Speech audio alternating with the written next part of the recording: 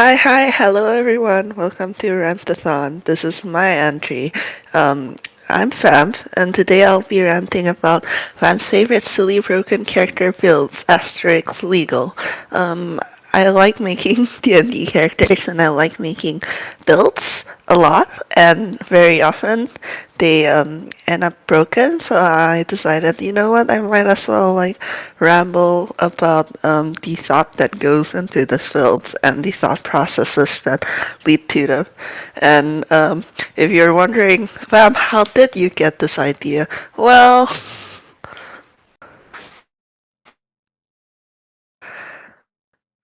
yes, I am aware Jade is going to who fact check me.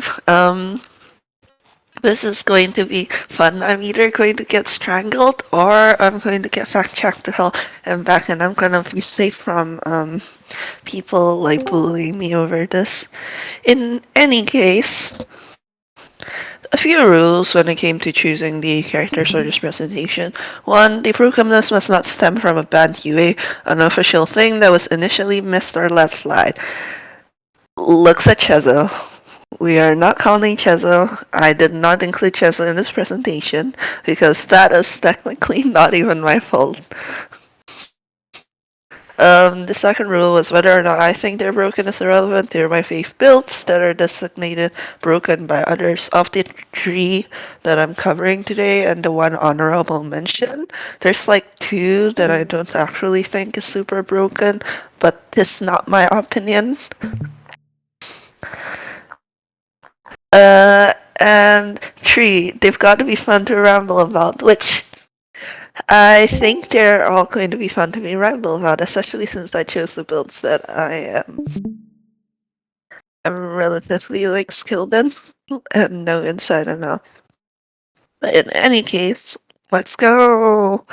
The first guy is of course Marcel, otherwise known as my very first D&D character and Drafthouse character, and definitely not an XP of my favorite character, Lemris from Puyo.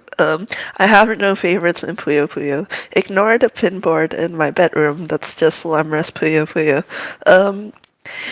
In any case, Marcel was my first Drafthouse character and my first D&D character, and he was the first time I ever built anything.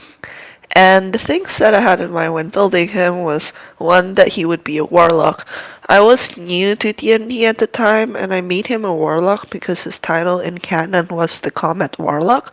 With the things that I know about D&D now, he actually would have suited a sorcerer more in terms of lore, but I did not know it at the time and just went for a one-to-one thing.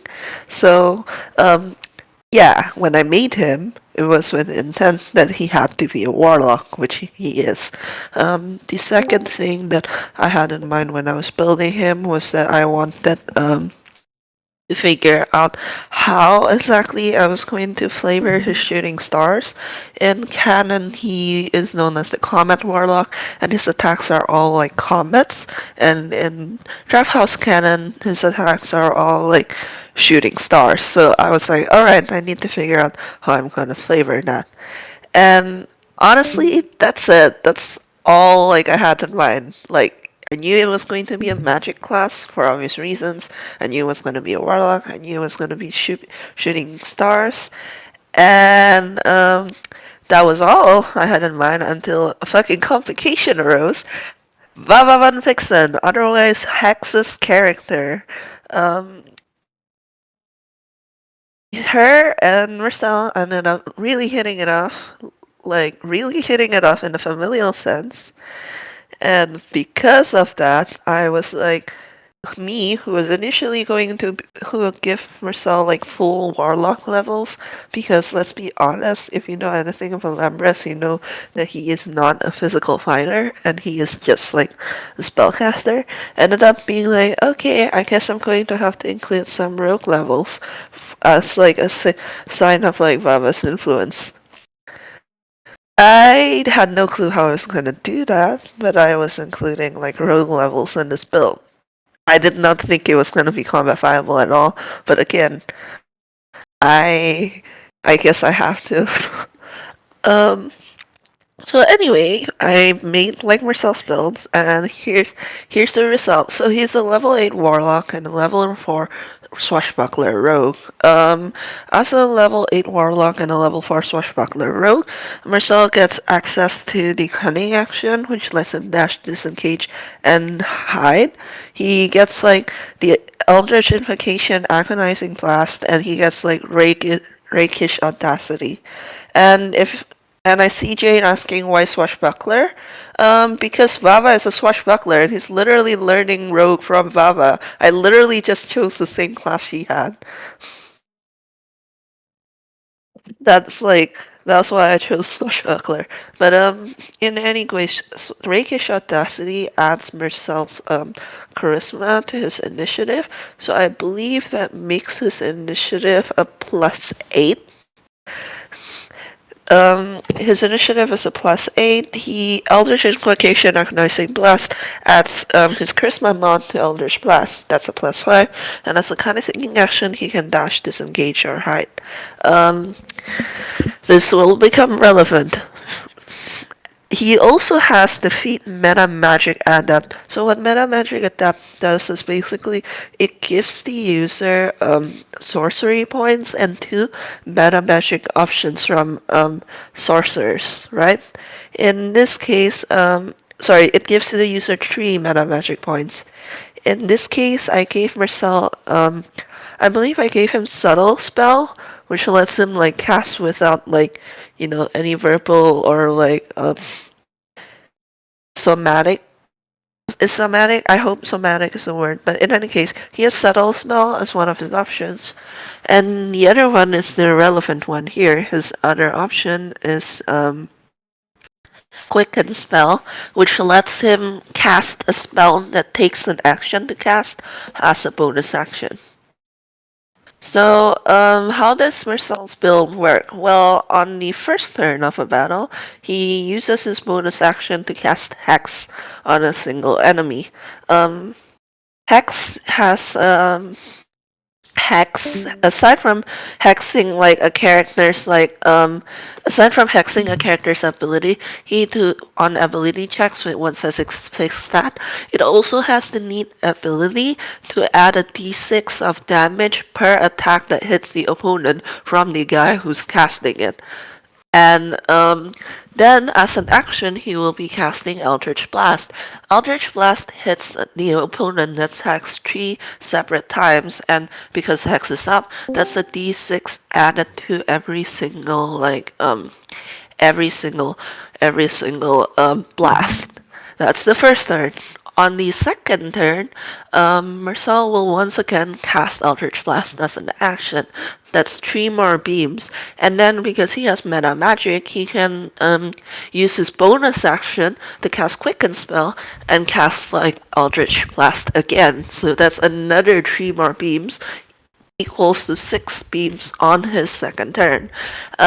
And he can really only do the Quicken Spell thing once, but so I don't really think he's that broken. Like, he can do like a huge burst of damage, like in the very beginning, and then from that point on, like every turn, he's only doing 3d10 plus 15 plus 3d6, which I don't think is that much, but for the first 2 turns, the total amount of damage that he'll be doing is 9d10 plus 45 plus 96. Because he, in those first 2 turns, assuming that every single beam hits, he's doing like 9 separate like Eldritch Blasts. In any case, that is his build. Keep in mind that he has Rakish Audacity, which makes his initiative a +8, which means more often than not, he will be going first. He has Cutting Action, so he can actually use his bonus action to disengage and continue playing Keep Away and sniping with Eldritch Blast. Assuming, of course, that he's not with a party that can tank those hits for him regardless. He also has a few magic items. So the first magic item he has is the Boots of the Wanderer. It actually lets him cast Misty Step once a day, which again allows him to keep away and like snipe from a distance. He has the enhanced one from Obby, which lets him gain a +1 bonus to spell attack rolls, and and also lets him ignore half cover when he's making a spell attack. So half cover just doesn't come to play at all. And finally, he has a charm that I actually bought from the shop that I think Jade included. It's called the Numlin charm, and it's basically quick and spell meta magic like once more. So technically speaking, if he used the Numlin charm, which is a one-use item, then he can do the 6 blast again for a third turn, which means that in total that would be 15d10, 15d10 plus give me 1 second while I calculate. 15d10 plus 75 plus 15d6 damage if he uses the Numlin charm, which again is a one-use item, so that's not likely to happen. But like technically, the option is there. But the Numlin charm and the magic items don't count because I am doing legal builds, and those are homebrew magic items. So don't worry about it. It doesn't count. He's not that bad. Anyway, you haven't like really shitty me that I added it one time.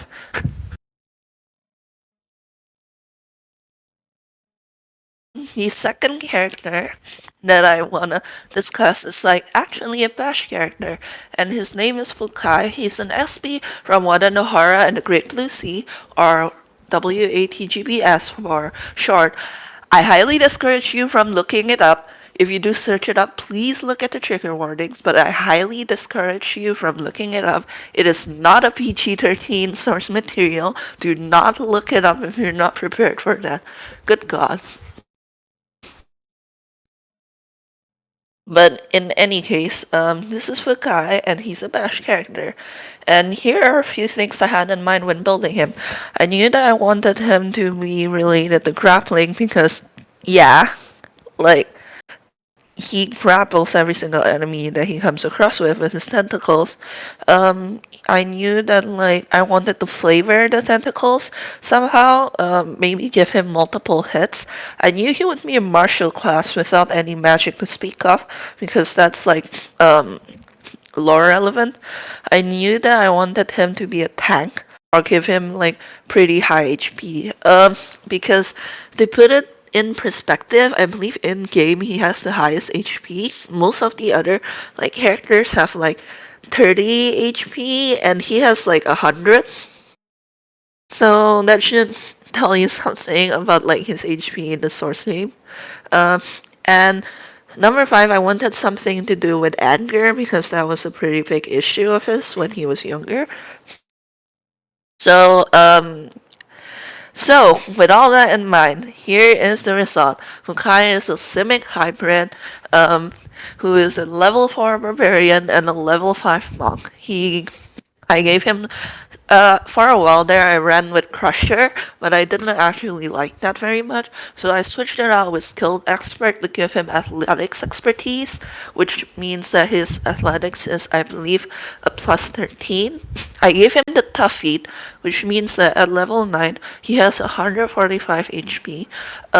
Being a Barbarian Monk hybrid means that he has Flurry of Blows, which fits the multiple hit things, and he is specifically a Bear Totem Barbarian, so he resists any damage that isn't psychic damage. But going into his actual build, you might notice that he doesn't actually have the grappler feat. That's because the grappler feat is actually doesn't really help him in this specific build. It doesn't help him at all. Like, it genuinely does not help him as much as you think the grappler her build might help his grappling prowess. And this is why. Sorry. So here's the thing about grappling, right? A grappled creature's speed becomes 0 and it can't benefit from any bonus to speed, right? Well, and for no in particular reason, let's look at the description for prone. Prone basically makes it so the creature that's prone has disadvantage on attack rolls, and an attack roll against the creature has advantage if the attacker is within 5 feet of the creature. A prone creature can also only get out of being prone if they stand up. To people who don't know, standing up from being prone does take half your movement. You need like movement speed to stand up. Here is where it gets fun. So the thing about like grappling is that you can, if you have multi-attack, you can grapple someone as one of your attack actions, right?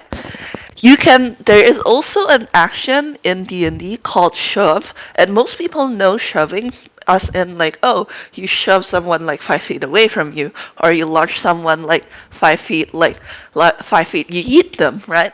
But shove actually has another like use, and that use is you can actually use shove to knock someone prone, but not change their like position.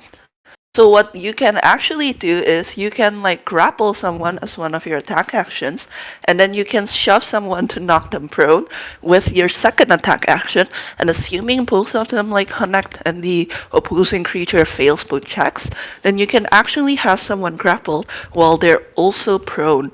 And the thing about that is that gives you like everything that prone does to a creature, but the creature can't actually stand up and end the prone condition because being grappled means that their speed becomes 0, so they can't expend the movement speed needed to stand up. And I actually did double check this like online, but still the only way that prone creature can end the prone condition would be to end the grapple first, because again, grappling reduces your speed to 0.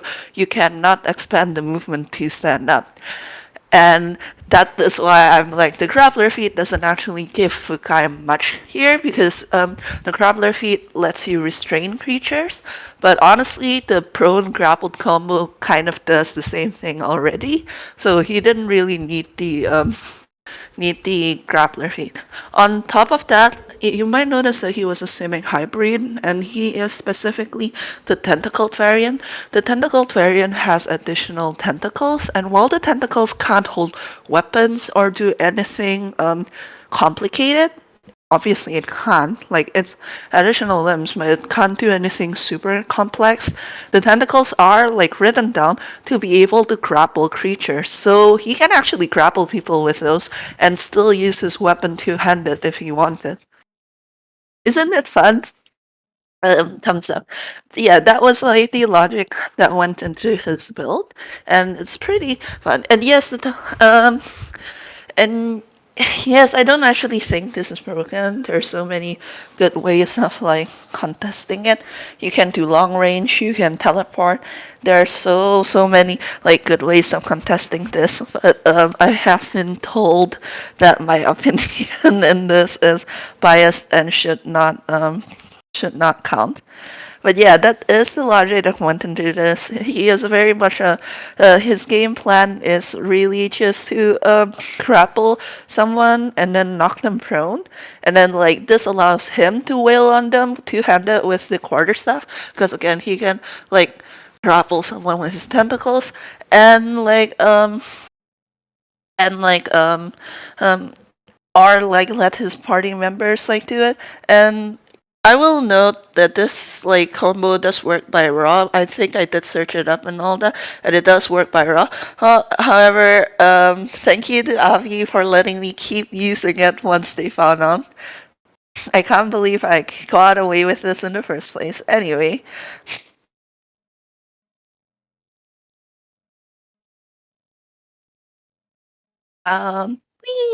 confetti, and um, yeah, so I was initially gonna, for this third character, I was initially gonna cover Strawberry Crab from Bash, but I didn't want to go like supremely overtime. I already knew I was gonna go overtime, but I don't want to like make it like horrendously bad. So Crab gets an honorable mention. He's a Bash character with a base of, I believe, 30 AC. This is mostly owing to the fact that in Bash you can get like magic items, like very rare and below quite easily. But TLDR, he's a Warforged. He's a armor artificer, so he can wear heavy armor. So he has like, so he's a Warforged with +1 to AC. He gets +3 like heavy plate. He gets a +3 shield. He has a ring of protection and cloak of protection, and or well, a +2 ring of protection, really. And he has and like he gets the base 30 AC with a watchful helm, which adds another +1 to his AC. But Hopper would kill me if I gave crap that, so I haven't given crap it yet. I'm waiting for the time Hopper forgets. But he also has the shield spell, which lets him like boost his AC up to 35 as a reaction. And he has blur, mirror image, cure wounds, and the tough feat, which raises his HP up to 125. The thing that keeps him from being too broken though is the fact that his saves are shit, and I gave him like a condition that actively makes him have disadvantage on certain saves. So it's fine. He gets to be an honorable mention. I'd go super in depth, but again, I don't want to run like super overtime. But yeah, this is my son, Strawberry Crab. He has every disease. And here's my third character. I actually didn't think I should include him because he's not a player character, but I was held at gunpoint by multiple people. Yeah, alright. Alright, let's go into Kensu, shall we? So Kensu is an XP of Konsu from Great Priest Imhotep. It's a really good comic, even though the fact that the writer only got 11 volumes means that they had to like kind of rush the pacing. He is a plot NPC. So help me God, he is staying a plot NPC. Otherwise, Morsky will take me out back and shoot me. And he is an AI character. But yeah, appreciate Kensu. Appreciate him right now. Appreciate the trans flag because in this house we support trans rights and trans wrongs. You gotta support trans wrongs, you guys. You gotta be an ally. You can't believe me. He like over this. In any case, here were the goals that I said that I had when I was like building him. He is a charisma based class because in his comic he lies like every other time, and also because how should I put this? I love AI. There are a lot of detectives with super high insight, so I knew that I needed like some kind of like charisma class or expertise in it to even like stand a chance in that regard. Um, he in canon, he's a mix of melee and magic. He can do both. He can both heal and attack. He's something related to vengeance, determination, or justice, ideally, because his whole thing in the original comic was that he wanted to seek vengeance for something, and he can use two swords in canon.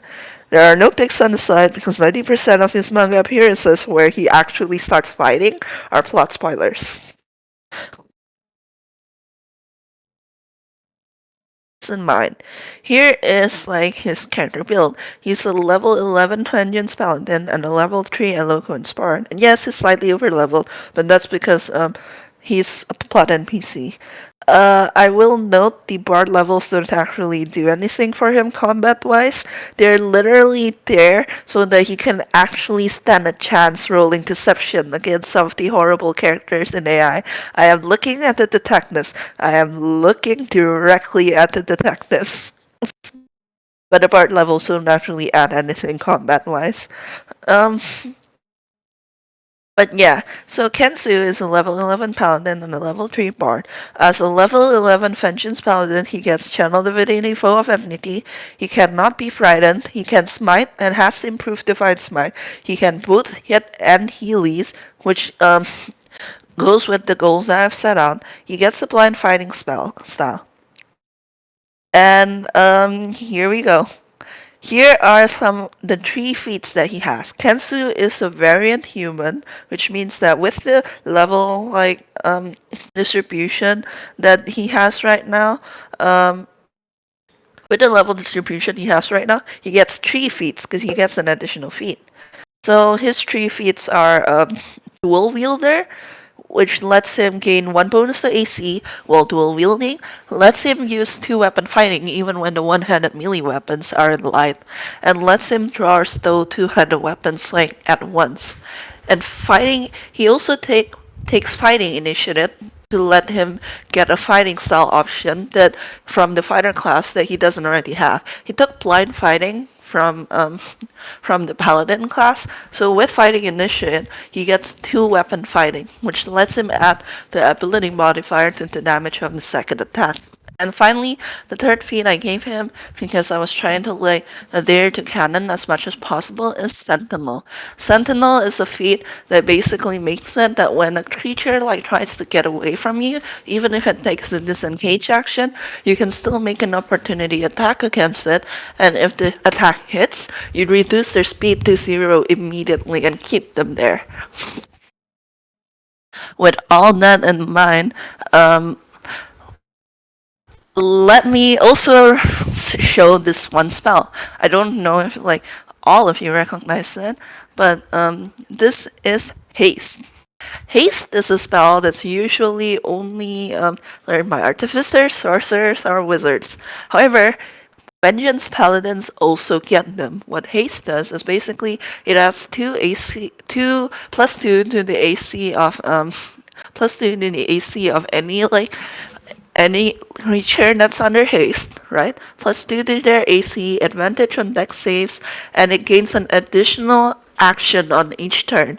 This action can only be used to take the attack, dash, disengage, hide, or use an uptrack action. And let's get into Kensu's like actual application. So here's how it works. Kensu will have to take a turn setting up. He will use his bonus action to channel Divinity Vow of Enmity at an opponent. So what Vow of Enmity does is that it basically lets the caster have advantage on all attacks against that specific opponent. And as an action, he'll be casting haste on himself. As his first turn, it's just setup. His second turn is when it starts getting dicey. So remember that haste is up and Vow of Enmity is up.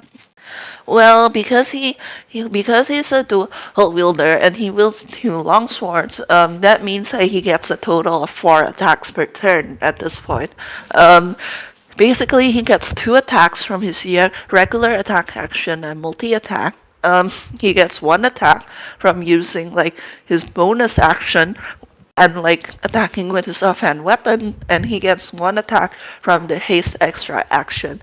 The attack from his bonus action offhand weapon would usually be weaker, but but if you remember the feats earlier, he actually doesn't have to worry about that because he got 2 weapon fighting.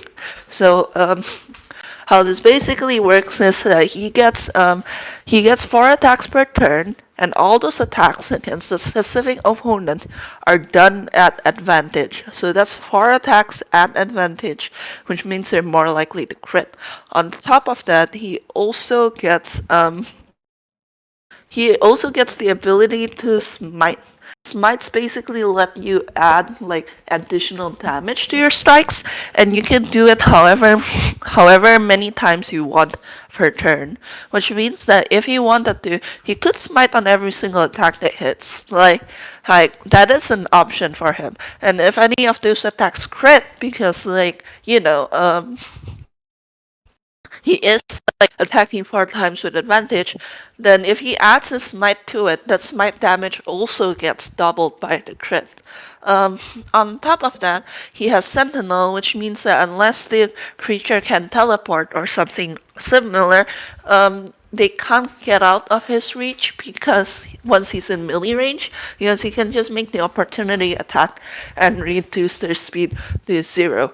On top of that, he's also immune to Frighten as a level 11 paladin, which means you can't impose disadvantage on his attacks via the Frighten condition, nor can you do it through Blindside, because as long as you're still within 10 feet of him, he can actually still, like, tell where you are and attack you normally, because of blind fighting, even if he were to be blinded.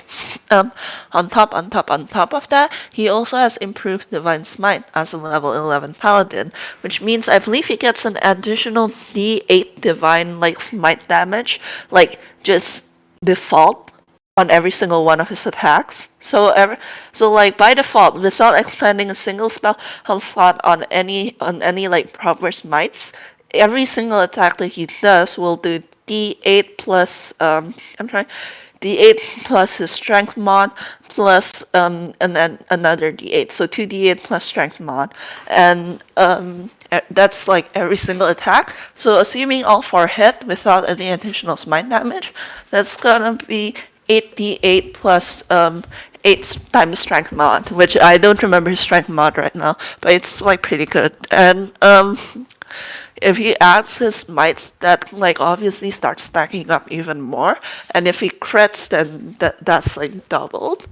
Um, I'm trying to think. Am I forgetting anything? No, yeah. So that's a thumbs up. Yeah, that's like that's like his build. It's not that bad, but like yeah. Um,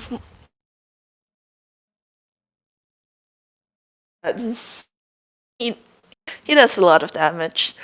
He does a lot of damage. Um, am I missing anything?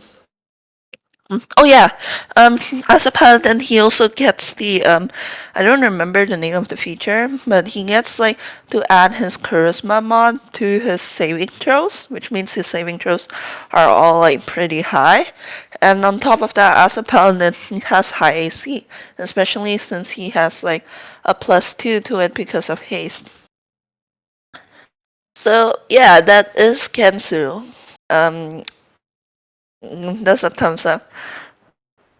In any case, thank you all for listening. Remember that this is a judgment-free zone. I hope you guys had fun and like enjoyed listening to all this. Thank you for listening. That's all.